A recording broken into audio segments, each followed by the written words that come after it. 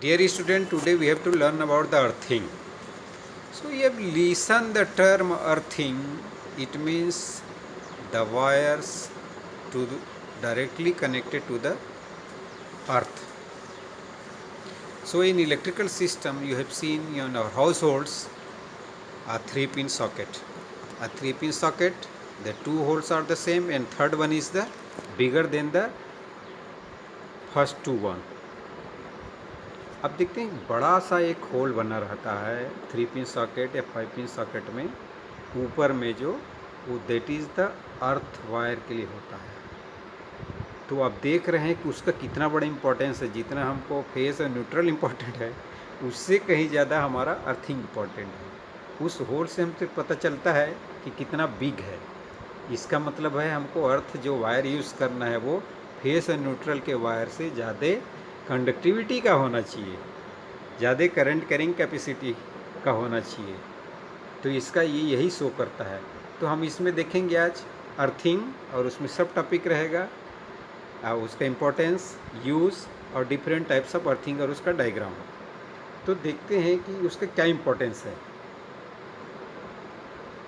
When the live or face wire touches the metallic part of the iron clad, जैसे ही मान लो एक machine है या आयरन है और उसमें फेस और न्यूट्रल वायर टच हो जाता है, मतलब डायरेक्टली उसके बॉडी पार्ट में, तो क्या हो जाता है, वो शॉर्ट सर्किट बोलते हैं। वो क्या हो जाता है, वो शॉर्ट सर्किट हो जाता है। कि आपके सिंपल है, आपके आयरन क्लेड मेन स्विच जो पहले यूज होता था, आजकल तो उसकी जगह में एमसीबी यूज हो रहा है, जो आयरन का बना रहता था। तो उसमें दोनों फेस और न्यूट्रल टच हो जाने से या मशीन के फ्रेम में टच हो जाने से दोनों, या metal body of the appliances है, कोई भी जो डोमेस्टिक अप्लायंसेस है या इक्विपमेंट है जो हम अपन ऑपरेट करते हैं, उसमें टच हो जाता है, तो उसको हम क्या बोलते हैं, शॉर्ट सकते हैं। तो उससे क्या हो जाता है, and if any person standing on the earth without insulating himself, अगर वो उसके पास में कोई पर्सन है और इंसुलेटेड नहीं है, विदाउट स्लीपर और some insulated are not there, then what happen, तो उस केस में वो पर्सन को क्या हो सकता है, उसको शॉक लग सकता है। They will get the severe electric shocks because the whole current is flowing. For example, the phase is broken down and that face lies on the any metal part of our machines or metal parts of any appliances that operate through the electricity, then what happened, so you will have to get the severe electric shock. So to avoid these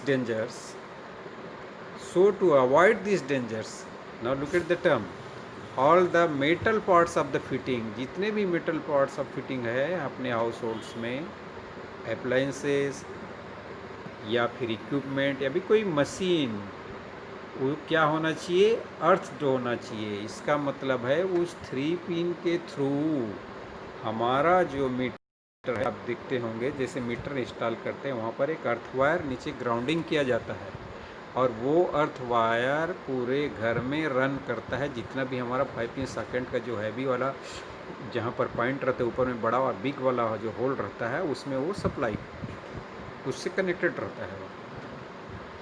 अब देखते हैं तो इसमें क्या होना चाहिए, वो grounding होना चाहिए, मतलब अर्थ से कनेक्टेड होना चाहिए, पूरे रन मूव करना चाहिए। जैसे अपन कंप्यूटर ऑपरेट करते थे 3-पिन लगाते हैं, तो आप देखे होंगे जहाँ पर अर्थिंग प्रॉपर नहीं रहता, तो उसमें क्या है, उसके कंप्यूटर के जो CPU है वो उसमें करंट आ जाता है, मतलब उसको प्रॉपर अर्थिंग नहीं मिलता।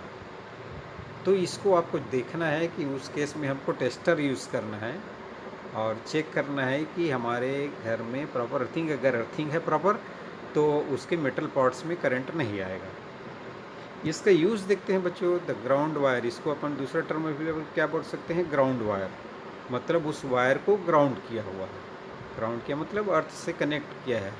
The term ground refers to connection to the earth which acts as reservoir charge. अब जो हमारा जो अर्थ है पूरा रिजर्वायर है, मतलब उसका एक कंटेन करता है, वो सोर्स, मतलब बहुत सारे चार्ज को अपने आप में वो समाहित कर लेता है।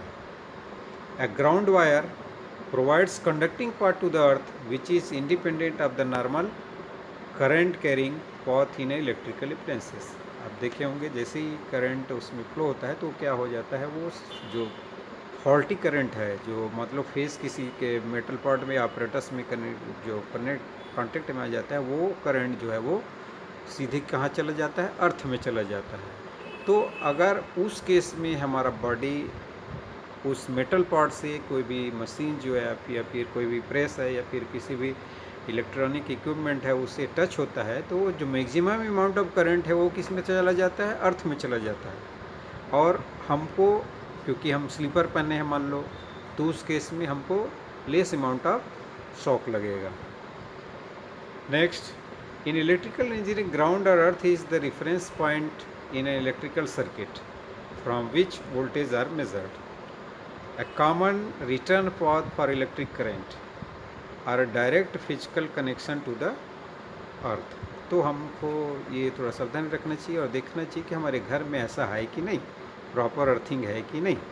इसको अपन टेस्ट लैंप से चेक कर सकते हैं, इसको मैं बाद में आपको बताऊंगा कि कैसे हमारे घर में अर्थिंग है कि नहीं, उसको अपन चेक कर लेंगे थ्रू 3 पिन सॉकेट।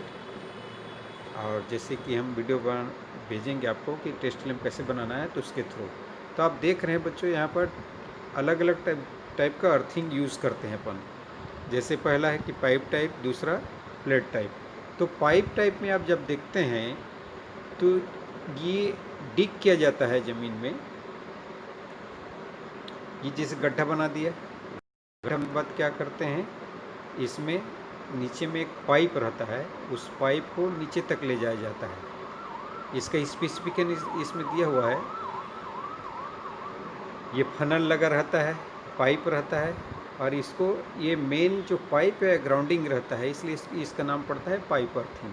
दूसरा प्लेट है, तो यहाँ पर आप देख रहे हैं दूसरे सिस्टम में ये प्लेट लगा हुआ है, ये कॉपर प्लेट। और यहाँ पर जो सिस्टम है ये डिग किया जाता है। डिग करने के बाद यहाँ देख रहे हैं ये पूरा ग्राउंडिंग है, मतलब ये अर्थ है।